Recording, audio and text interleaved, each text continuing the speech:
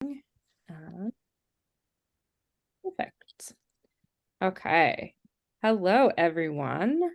Welcome. My name is Hillary. I'm a events team co-director at BPMA. This is Louis. If you missed him, he's just very needy and going to be sitting in while we conduct today's session. So thank you for joining.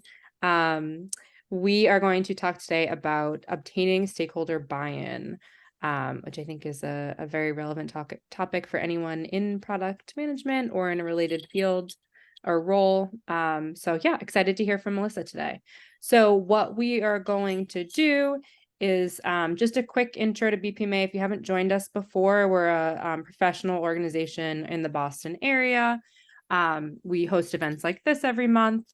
We host some in-person networking events.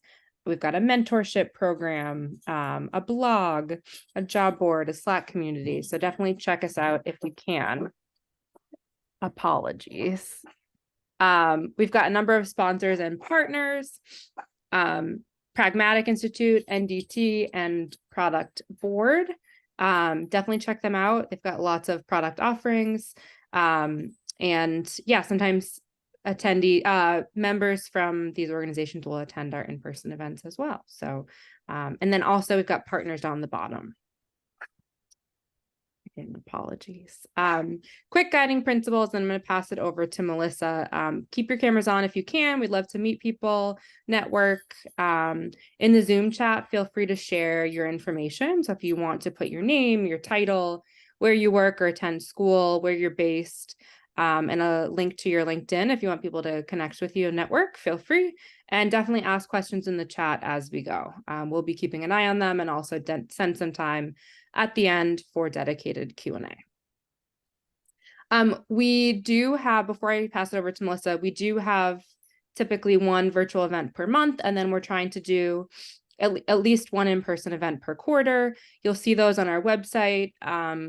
Feel free to check out the website and sign up for our email newsletters where you'll find information about that and be notified. You can also follow us on Eventbrite or Meetup or LinkedIn to be notified when those get posted. So starting back in January, we'll start having virtual events again. So I'm going to pass it over to Melissa Pell, who's an executive product coach. She's also an author with the book on stakeholder alignment coming out fairly soon. And Melissa's going to talk us through how to work with and gain buy-in from stakeholders. So welcome, Melissa, and thanks for being with us today. Thanks for having me. I'm going to share my screen.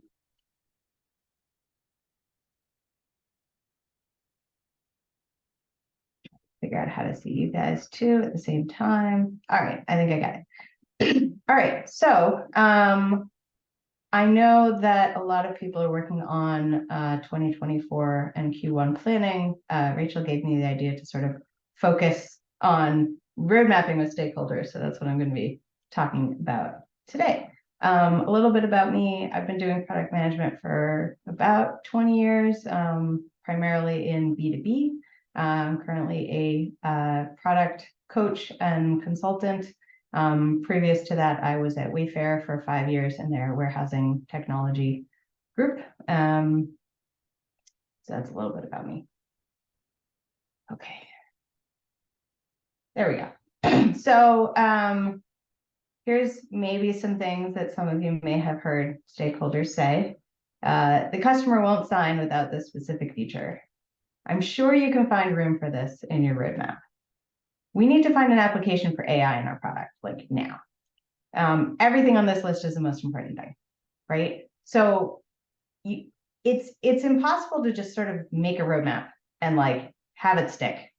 And what I want to talk about today is to kind of ways to work with your stakeholders to reduce that inevitable chatter that happens once you get working on something.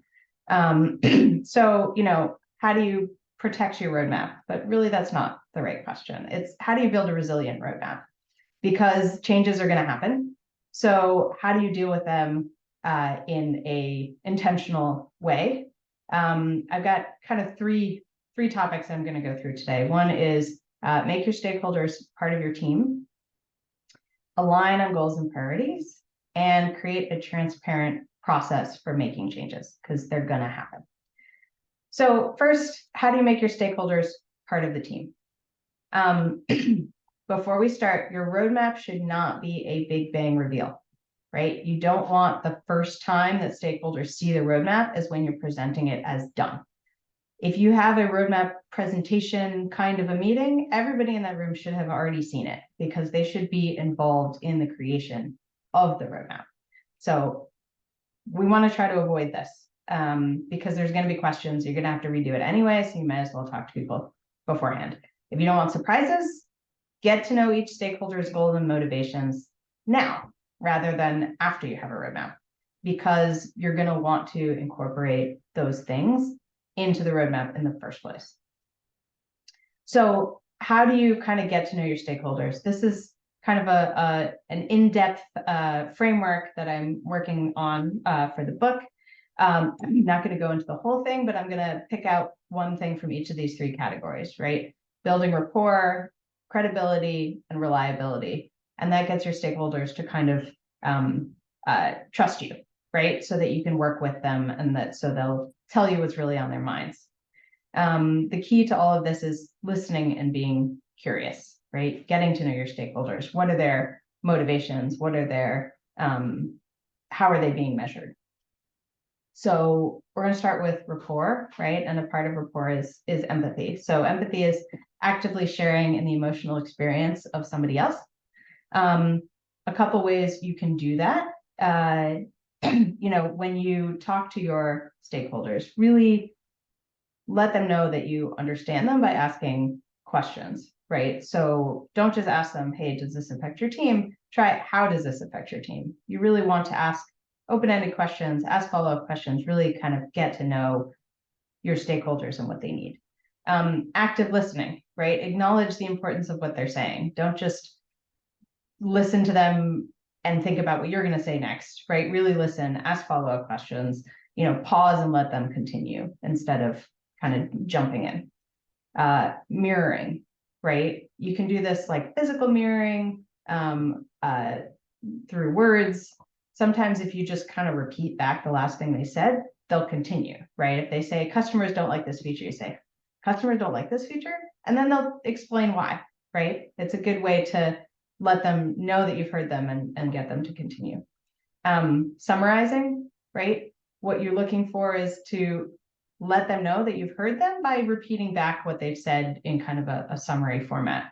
It sounds like you'd like to help, but you're blocked by lack of resources and higher priorities. Is that right? And what you're looking for is a yes, exactly. This is a technique that they talk about in Never Split the Difference, which I highly recommend. Great book. Looking for a yes, exactly when you indicate to somebody that you understand what they're saying. Credibility, right? You want to make sure that your stakeholders understand that you know what you're talking about, but don't just tell them I know what I'm talking about, right? You know your stuff, so show, don't tell. And that builds up your stakeholders' belief in your expertise, right? So one of the things you can do is speak their language, show that you understand their world by defining things in ways that are meaningful to them. And how do you get at this? You talk to them first, and you figure out what's meaningful to them. And then you can discuss what you want to discuss in terms that will resonate with them. And that shows that you know where they're coming from. Propose quick wins, right? Don't just talk the talk. Say, actually, I can deliver something for you. Understand what's important to them and propose solutions that might solve their biggest headaches, right? But you need to know what those headaches are first, right? So it all kind of goes back to understanding people. You can also talk about relevant experience. Hey, I had this situation come up before. Here's what we did. Here's how it worked. And that kind of thing builds expertise as well. Okay, last really highly text-filled slide. Ownership, right? Reliability, being responsible for product success. And this is all leading up to understanding what they need and making sure that as you're doing roadmap planning, that you're incorporating everything that they need, right? So how do you get them to trust you and tell you what they need is by making sure that they believe you're going to do something about it, right? They're not going to tell you about something if they think you're just going to ignore them. So when you say you'll get back to somebody, do it. Try not to make promises you know you can't keep. It's best to set expectations early with stakeholders, right? It's better to tell them you can't do something than to tell them you can and then not deliver. Be their advocate, right? Each stakeholder should recognize their needs in the roadmap. You should make sure that you are incorporating their voice and that they feel like you're on their side. Sharing progress, right? Communicating regular updates, even if it's, we're working on it, we haven't forgotten about you. And then admitting mistakes, right? If something's not working or if you can't deliver, explain how you're going to fix the problem. So all of those things together help your stakeholders feel like they're part of the team, that they're involved, right? And that's going to make them buy in more because they've been part of the process. They've contributed, they know that you're listening to them, they trust that you're going to take their needs into account. The next thing is aligning on goals and priorities, right? So if you're going to expect changes to your roadmap, you need to make sure that these changes are not just random, that you're agreeing on what you're going after in the first place, right? What are our goals? Can we agree on that at least? And then when something new comes in, you can say, okay, does that match with our goals or not? Is that more higher priority or not than the thing we have? So you have to figure out what the goals are and how you're prioritizing to begin with. So when you're aligned on goals, it's easier to decide whether or not an idea makes sense, right? If you're just debating which thing you like better or whether or not we should do something without understanding what the goals are in the first place, it's a harder conversation to have. Brief tangent into objectives and key results, because I do feel like this is the best way to align on goals these days, right? Objectives are what you want to accomplish and goals are how you know you've succeeded, right? Just a quick example. Say you want to grow app engagements. A key result might be increasing monthly active users from X to Y, right? But is that really engagement? What if they each come in for 5 minutes and leave, right? So you want to increase the amount of stuff they do in the platform to show engagement. But really, you want to show that they can put their money where their mouth is. So a third key result might be increasing paid conversion, right? And that together shows you that you've actually grown app engagement.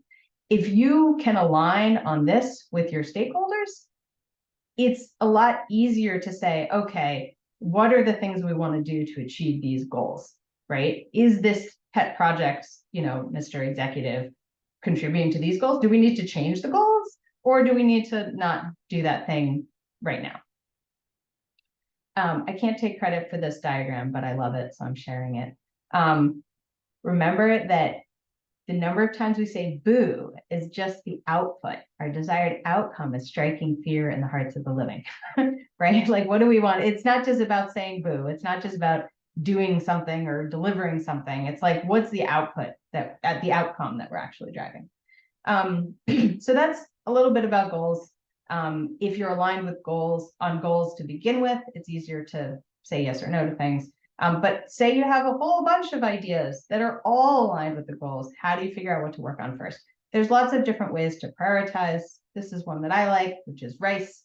You figure out the reach, impact, confidence, and effort, and you put all the ideas in a spreadsheet with these things across the top, and you kind of score them, right? Like, how many customers will this reach on a score of 1 to 5? What's the impact?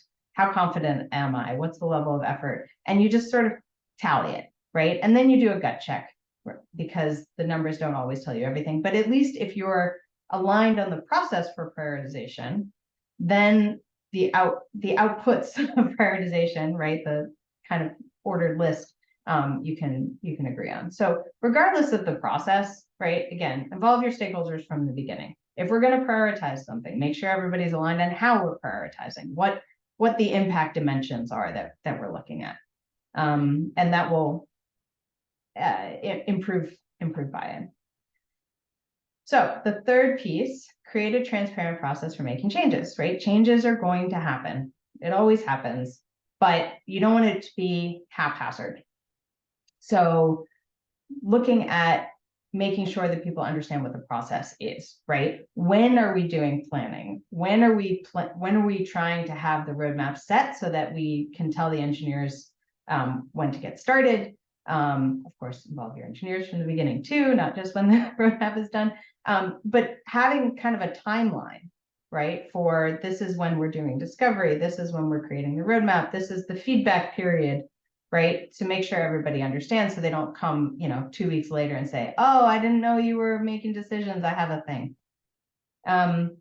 So one of the ways that you can kind of evaluate changes is looking at an important versus urgent mapping. I'm just sort of throwing a bunch of frameworks out here, but the idea is like, as long as you are transparent in how you're making these decisions, you can use whatever methods you want. If it's urgent and important, we should probably do it, right? If we have to define what that means, but if something major happens in the industry, a new competitor comes up, somebody buys something, somebody leaves the company, right? You may need to make a change right now, and that's okay. If it's important but not urgent, why don't we schedule it for later, right? We're already working on this stuff. We've already done the research. We're on a path. If it's not urgent, it's probably not worth the switching cost. If it's not urgent and not important, I mean, maybe put it on a list somewhere. But if you can sort of align with your stakeholders on, is this more important than the other thing, then that's helpful. If it's urgent but not important, I'm still struggling to figure out what comes in that category, but that's okay. And I think the most important question to ask when you're thinking about changes is trade-offs, right? If we do this new thing, what should come off the current roadmap? What is the impact of switching? What is the impact of not doing this other thing? And I think that if you have transparency in how you do that, say like, listen, after this date, when we feel like we're going to be ready for Q1, if we want changes after that, we're going to go through this process. So one, come to us early so we don't have to go through the change process. We put it into the planning in the first place. But if you do want changes, here's what's going to happen. You can't just add stuff. Things are going to have to come off the list. You can also think about an intake process, right? If you are requesting a change during the middle of a development cycle, here's the process we're going to go through. You have to tell me, right? What is this thing? What's the problem? What's the business value? What's the cost of delay? Have you already tried to fix this in some other way that doesn't involve engineering? And then you have an evaluation process, right? You talk with the stakeholder, get more information, and then you go through the prioritization or checking the goals to work with them. And then you make a decision, right? And if you have this process and it's transparent, then people know what they're expecting, and they're not going to expect to be able to just dump things on you if you say, here's how it's going to work.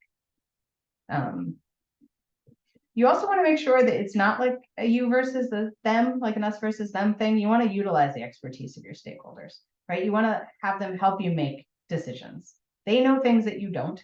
And so get that out of them and try to figure out how you can make these decisions together.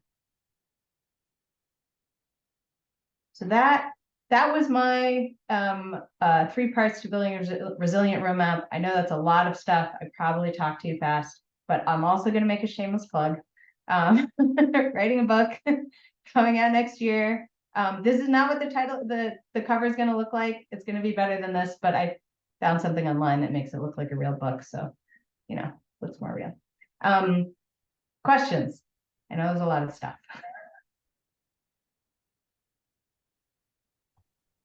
Melissa, we have a question in the chat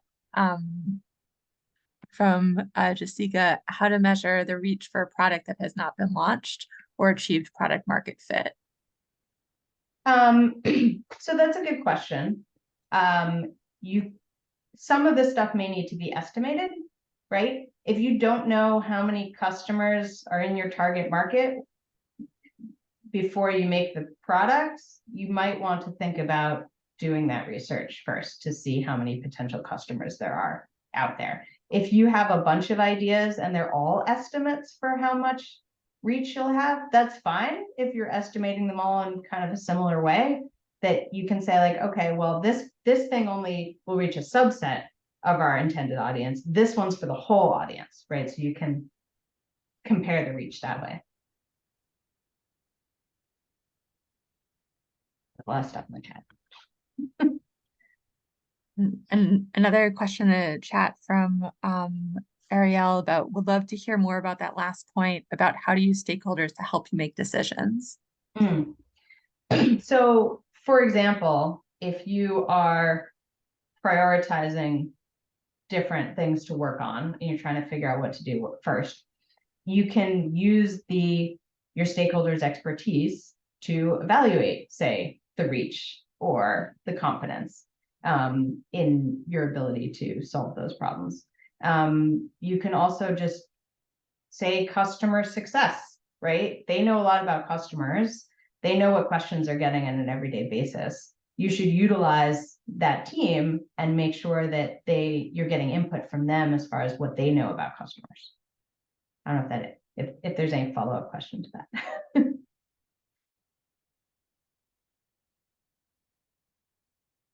If anybody wants to raise a hand and ask a question live, that's also perfectly fine. Well, I see a question here from Justin who asks, have you ever had one or more stakeholders really actively clash with this alignment process? And how did you deal with it, if so? So you're always going to have stakeholders who sort of don't understand what it is that you do and why you're here. I think that if you understand where they're coming from, right? Like, I don't have a lot of time to deal with this stuff. I don't want to go to your meeting. Just tell me whether or not you can do my thing, right? You can always have a follow-up conversation. You can work with people one-on-one. It doesn't have to be like a giant meeting kind of thing. If you get to know them one-on-one, you can start to build that trust, right? You can use past examples of saying, hey, I did this in a different company and we actually found out something new because a person in your position, Miss Salesperson, participated and they gave us this information that we wouldn't have known and we came up with this better solution. So like, we really need your help. And kind of positioning it as, not like, I need you to do extra work, but like, it's in your best interest to go along with this process because.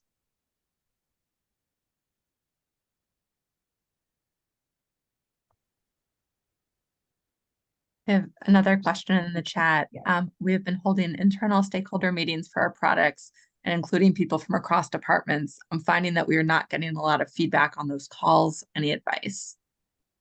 I think sometimes you need to talk to people one-on-one. Talking to people one-on-one really helps. It's a lot more time for you, but some people are just not comfortable speaking in big crowds, and so they're not going to say anything. So you might need to figure out, who are your most prioritized stakeholders you're going to talk to, figure out who's the most critical stakeholders to talk to. There's also different ways of running meetings, right? Depending on how many people there are. You can do a round robin, right? You can ask each person for their feedback one-on-one. Some people don't like to be called out like that, but it is one way to make sure that everybody's heard. You can also do like sticky note exercises, right? You can do them virtually with things like Miro, where you give each person their own little box and their own little set of stickies, right? And you have each person participate. And then they don't even have to talk. If it's somebody who doesn't like talking in front of crowds, they just write stuff on stickies. So there's definitely ways to seek out that feedback one-on-one or in different ways, because not everybody's comfortable speaking up in front of a large group. Yeah, definitely. Stakeholders who don't align with each other. So that's a good question too, right? Again, you can talk to them one-on-one to find out their positions. Sometimes product managers end up playing the role of a mediator. I've done this before. I had one stakeholder who was like, we must do this thing. And another stakeholder was like, I don't want that. And so trying to figure out, okay, who is actually the decision maker, right? Which stakeholder has authority here? In my situation, the example I just gave, one person wanted us to install this product. So I was working at Wayfair. We had different size facilities. So we had like giant warehouses, distribution centers, and then we had like local final delivery places, which are much smaller. And so the operational stakeholder wanted us to install this product that we have in the giant facilities into the tiny ones. But he didn't actually talk to the guy who runs the tiny facilities to see if he wanted that thing, right? So I had to go to the guy who ran the tiny facilities and say, okay, I've been to your facilities. It feels like it's overkill. What do you think? And he's like, yeah, I don't want that. The training would be ridiculous. I'm like, I don't think we need something like that. So I had to sort of like get the two stakeholders to talk to each other and come to an agreement by first talking to each of them separately and figuring out what their positions were. It's a lot of kind of negotiation, mediation, you know, talking to people one-on-one. How would you deal with a situation where you have several stakeholders who are different groups? I think that was similar question, Sarah, so thank you. How do I manage stakeholders who want to do it all? They don't want to change previous priorities, yet add more on the plate. Good question. I feel like everybody should understand the idea of a set capacity, right? You can talk about the magic triangle or whatever it is, scope, resources, time, and what suffers if you try to stretch, if you try to set more than one of those is quality, right? So you say like, hey, if I want to do more stuff, I either need more people or I need more time. Or we can take something off and do it later. So you can have these conversations. I had a bunch of stakeholders who all thought that their thing was the most important. So I got them together and I said, here's a mashup of all your things. Here's a priority order. Here's why. And basically let them kind of argue themselves out of reprioritizing their thing over their peers' idea. It's always going to happen. And sometimes if somebody asks you to add something, you can say, well, we can do a pared down version of this, or we can do this on this date. You might also, if you have a lot of stakeholders who tend to ask you to add more stuff, you can build in that buffer in the first place too. It's sort of cheating, but you leave a certain amount of capacity for unknowns or later requests, or you can call them quick wins or whatever. If you find that you have that all the time, it is a little bit encouraging bad behavior if people come to you with requests, and you can always add them in. But when they ask you, well, why are there only like 2 things on your roadmap? Say, well, you always come to me with additional requests. So like, can you just tell me about them now and I'll put them in?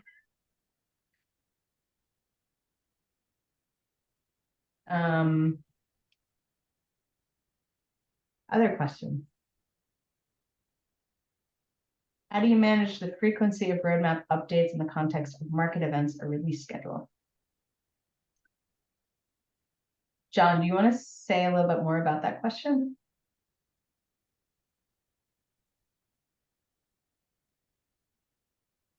Deep down here. I'm not sure I understand the question.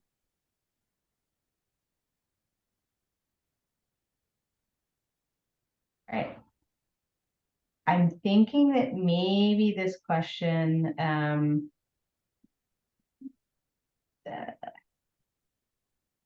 you're saying like, how do you manage releasing things in the context of external dates?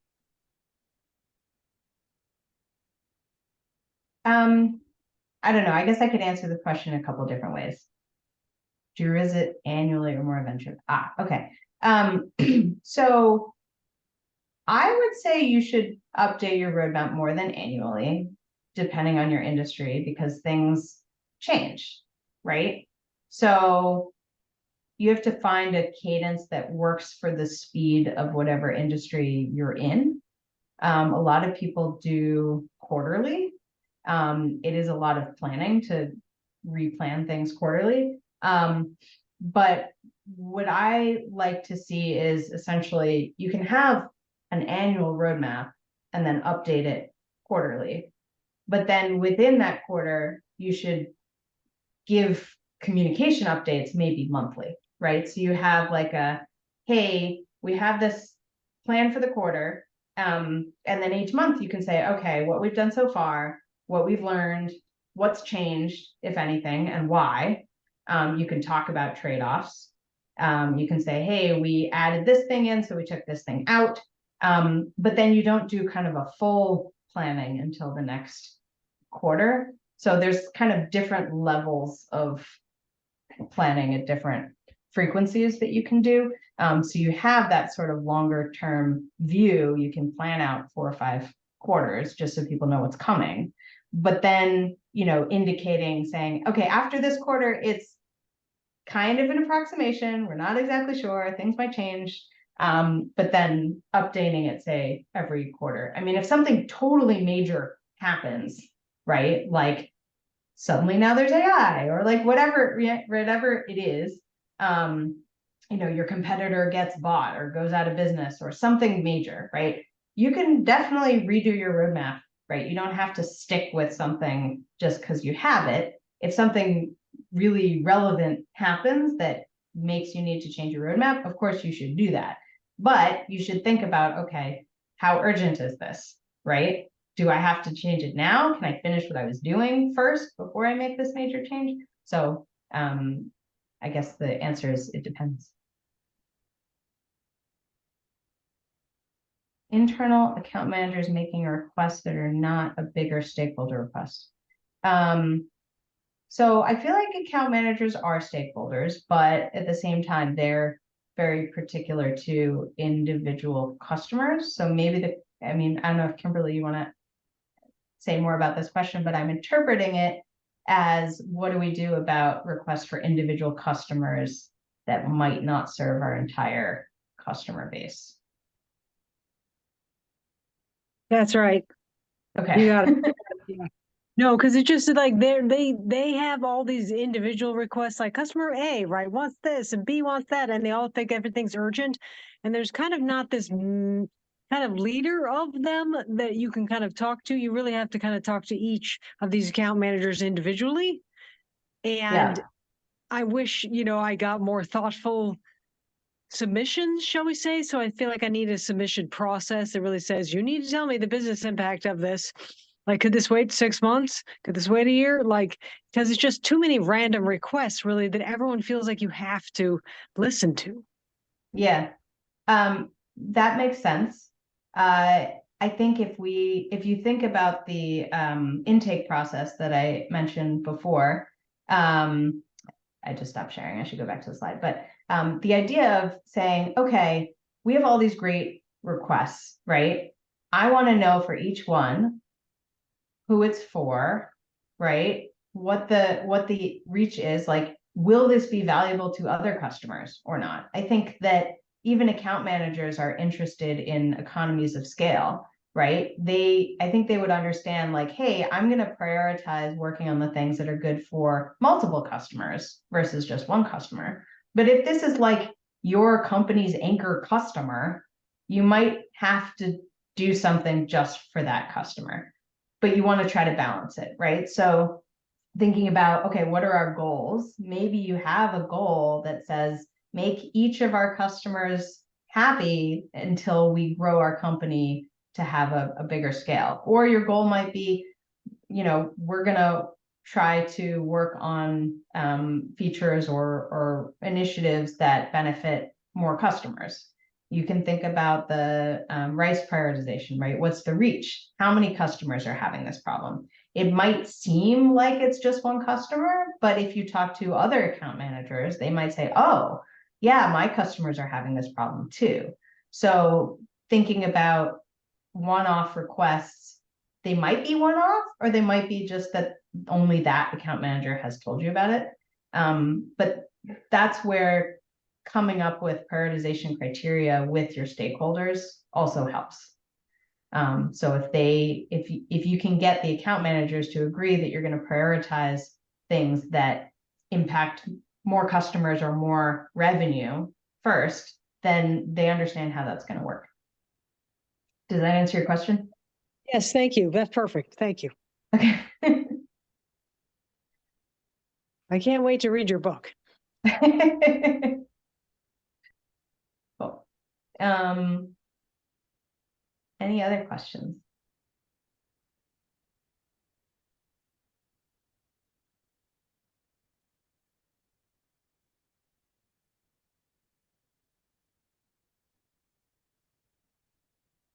Rachel, do you have any thoughts? Put you on the spot. Sure. One thought, having come from different careers prior to product, is Melissa was just calling out what you were saying before about giving stakeholders different ways to participate. You know, there were a lot of questions earlier on in the chat about what if you can't get stakeholders aligned? What if people aren't giving feedback when you're asking them for feedback? And you were talking about talking to them one-on-one, doing stickies, finding other ways. I was previously a classroom teacher, and I think about that a lot with group meetings where you may have scheduled a meeting with your stakeholders and you're so pleased, like, this is great. I've got everybody in the same room. I'm going to get all their feedback now. And then you get there and either there's silence or only 2 people participate.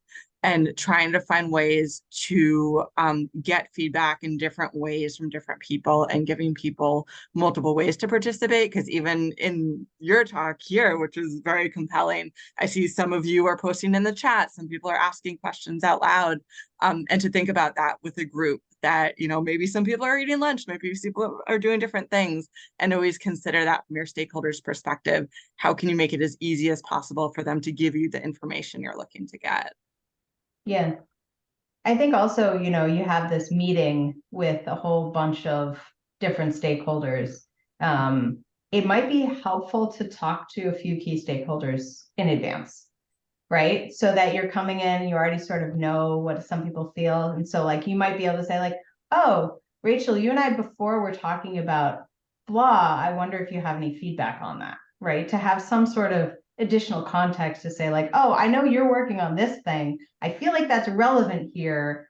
How does this affect you, right? To kind of bring in other things that you know about them. Yes, for sure. I am curious with just this group here and sort of the power of the group, if there's examples from anyone else in the group of sort of successes you've had in some of these challenges with stakeholders and how to bring people in or you know, how to get people aligned. I mean, Melissa's shared some great wisdom, but I'm sure all of you have some thoughts as well. So anyone want to share any successes or challenges they've had? I can jump in. Yeah. You know, the first slides that you shown, Melissa, were very, very important because, you know, at the end, we're dealing with humans. Mm-hmm. And empathy and active listening is very important. And if someone knows there is a project, there is issues that needs to be dealt with up front of the meeting, you go and you take yourself to each stakeholder and you talk to them so you understand what's going on, because no one likes to be surprised in a meeting on a decision that will upend a project, for example, or will have a controversial decision because it creates an uncomfortable situation and people either shut down or get into an argument, and then you get in the weeds and the meeting does not achieve its goals. The way I typically have looked at meetings is the place to come, align, and make decisions. If there is any sausage making that needs to happen, you did beforehand with each one, so nothing is a surprise when you get to the meeting, because if we are the project managers and we're coordinators, we're coordinating for the team.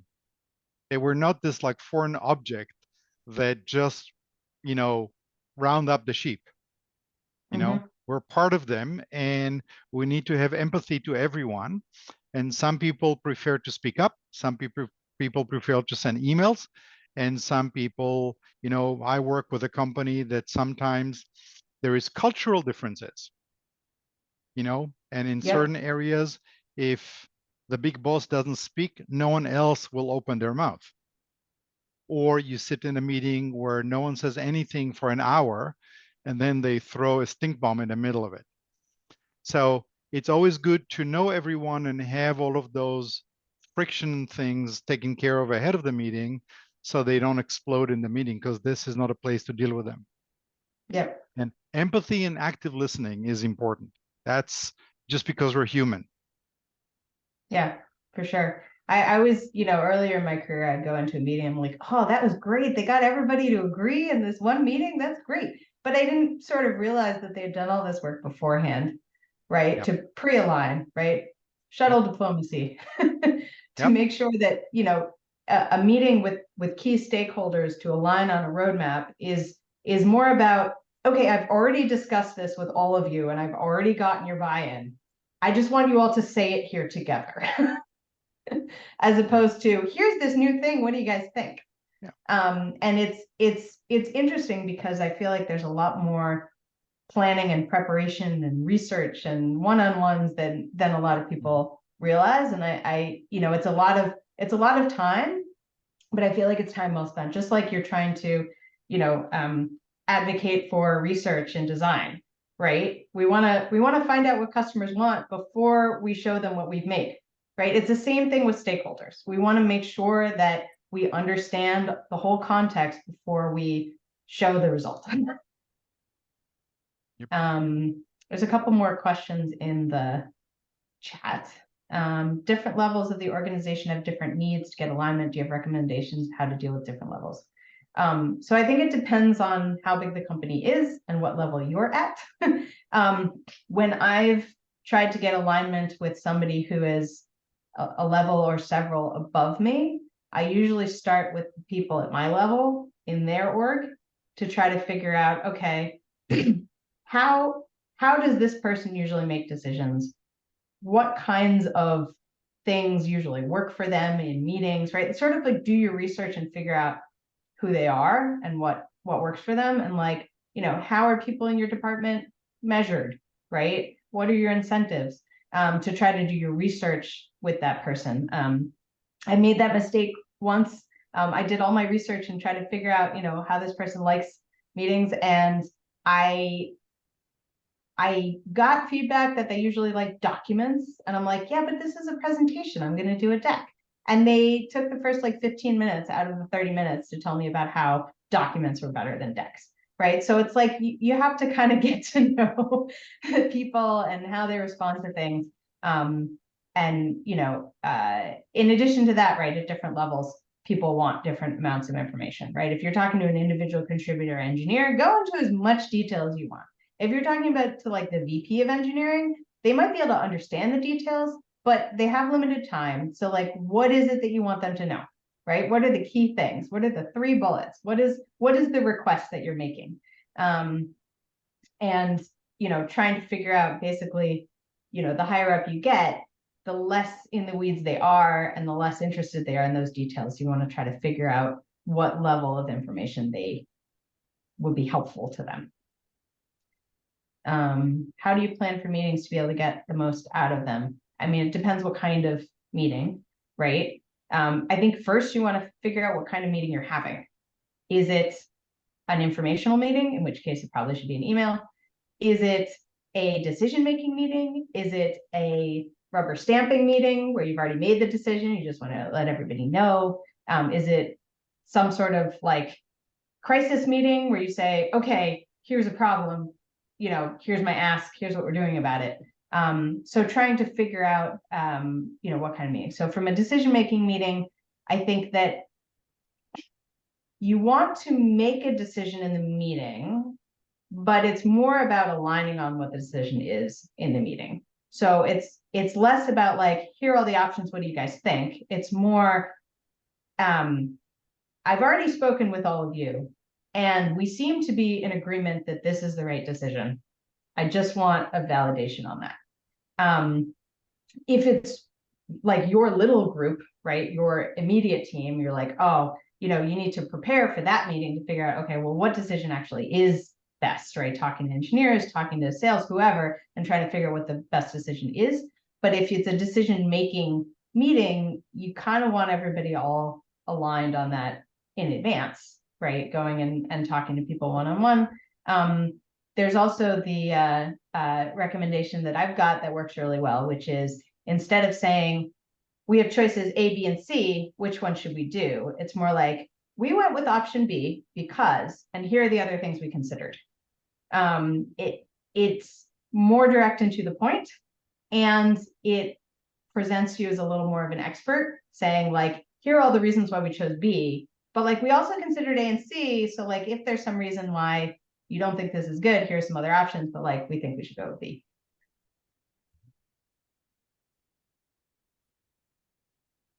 I don't know if that answers that question.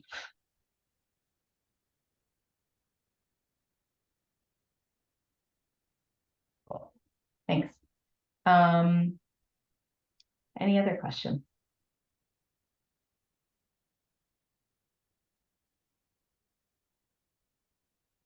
Anyone else have any stakeholder management advice to share with the group?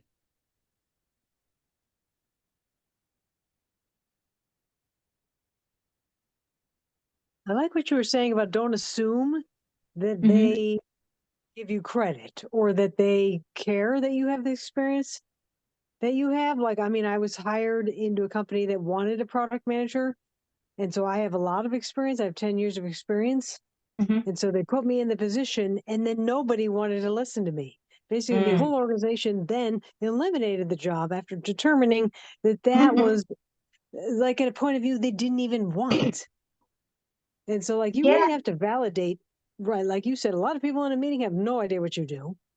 They really don't know Yeah. what product is or why you have this position or why you get to make these decisions or why you direct the team or everything else. And so I just feel like there's still what I learned painfully in my last job is just you really have to talk to people exactly like you said. What is the empathy you have for them? What are they really trying to accomplish? Because it's really almost never what you're trying to do, obviously, for the product or for revenue or anything. Yeah. I mean, that's a hard position to be in, right? They're like, I need this product management person. I think I need to find one of them and bring them in, and then things will be better. But they don't actually know what you do. It's not totally unusual, especially if you're the first product manager or the only product manager. There's a whole other discussion we could have about like PM1 and what that means. I think, I saw, I think in the chat that you are looking for a new role, probably Yes, I because am. of this company that Because didn't of know what this, you did. yes. Yeah, I think when you go into a new company, especially if you're the only product manager, you should try to get a sense of how much education you need to be doing and how much Yes, that's education you want to be doing. exactly. I've definitely had to, sorry. I've definitely had to educate people on what I do. Less so today, but more so, 15 years ago. And I think even in the education part, right? Explain what you do in terms of their needs, right? So a salesperson, for example, right? Like, why do I need this person messing with my prospects? But if you explain to them like, hey, in the past, when I've had conversations with the salesperson and, with customers, the customers really appreciate getting to talk to the person who's making the products for them. They appreciate the kind of sounding board. They like being part of the process, and that's actually a selling benefit to them.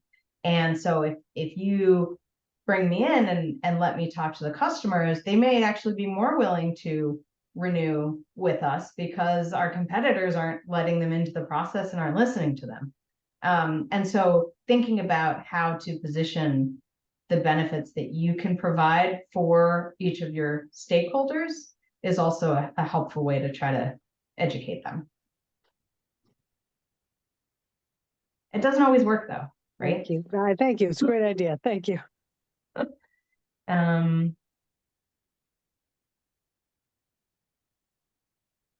Rachel, you had a question on customers don't understand the role of product. Yeah, it was fascinating. I was at a conference recently, and we kept emphasis. There were a lot of customer relations people there and account managers, and we kept saying, there's so many of us from product. We're from Boston and all over the country. We flew to Minneapolis, we're all there, and we kept saying like product is here to listen and to understand what your needs are. And then a few days in, one of the customers asked me like, what exactly is your role? What does product do? And I realized that here we're trying to show how much we care by being there, and product, and customers didn't even really understand what we did or what our role was. So I had to start back at, step one and explain that. I'm the one who talks to the customers, so the engineers don't have to. I'm a people person. Yes, I try to understand Good your quote, The problems so we Office. can solve them. That's my favorite quote from Office Space. Yeah, I mean, Totally. I think it's similar to the way you have to introduce yourself when you're talking to a customer on the phone, right? Like, who is this person?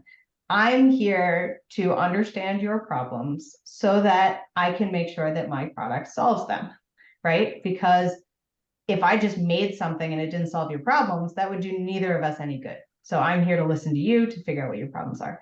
But I mean, the general world doesn't know what product managers are, so I'm not surprised, right? That like your customers don't necessarily know what it is, or your internal stakeholders. It depends on the maturity of the company and the industry. I was at a company a number of years ago where like the product team was like the stars of the conference. Like everybody like flocked to us. They're like, I have some good ideas. We're like, great, I want to hear them. But that doesn't always happen, right? So it's even this many years in, right? We're still explaining what it is that we do. And I don't think that's slowing down anytime soon. So it's kind of about figuring out the best way to explain what we do. And if you don't feel like explaining what it is that you do as part of your job, then try to weed out the companies that don't get it. I know that's hard to say in this current job environment where a lot of people can't really afford to be picky, but make sure when you're going in that that you understand what their understanding is of product. That's a question you can ask on an interview. Like, what is the role of product? How would you describe it? I know, because I'm trying to figure out how do you figure out product maturity in a company, right? Because Yeah. I talked to some giant companies in interviewing, you're shocked when they're like, well, they're kind of not really getting it at the top. I have it's this one guy, and he's like, I'm trying to hire one other person for a company that sells like an insane amount. I mean, they make, it's $100 million company, and you're like, Yeah. and you don't know what product is, and you don't have any people. Like, Yeah. that really happens. I mean, for the most part, in those kinds of companies, somebody is doing product. They don't have that title, but like Yes. somebody is deciding Yes. what to make. Right. Yeah, it's One of it's true. one of the questions I like to ask is who decides what the team's going to work on next? And I get a variety of different responses, right? I got a response from one company is like, oh, the CEO tells us what we're going to make. And I'm like, nope. So that kind of question is good. Also, like what's the relationship between product and engineering and design, right? How do they work together? If they say like, well, product is the one that puts things on the engineer's backlog and make sure they're kept busy, and you're like, maybe that's not the job for me. So you can ask questions like that to try to get at how they think of product.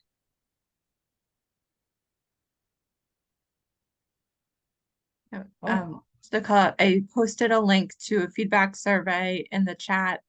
We ask that all of you please fill that out. We're always looking for feedback. We're also looking for ideas for future events. Everyone's participation here was wonderful. Thank you for those of you who did ask questions and stayed on. Melissa, thank you so much for sharing so much wisdom, both through your talk and through engaging with us with your questions. I think we all want to work with you. Thanks for the questions. When does your book come out? Hopefully mid next year, maybe June-ish. I will make sure to let everybody know. Yes, please. All right. Great. Thank you so much, everyone. Thanks. Bye, everyone. Bye, everyone. Thank you. Thank you. This was really helpful. Thanks.